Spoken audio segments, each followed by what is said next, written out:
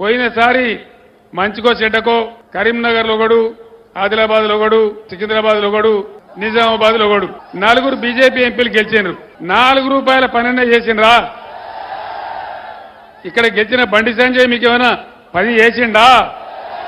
ఏమైనా అభివృద్ధి జరిగిందా? అంత గ్యాసే కదా.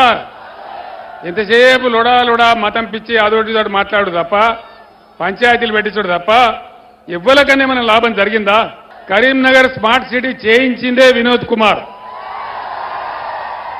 ఒకనాడు ఎట్లనో ఉన్న కరీంనగర్ను రోజు నాతో కొట్లాడి 2,000 కోట్ల రూపాయలు తెచ్చి ప్రతి రోడ్డును బ్రహ్మాండంగా తీర్చిగో ఇట్లాంటి సుందరమైన దృశ్యాలు తెచ్చింది మన గంగుల కమలాకర్ గారు.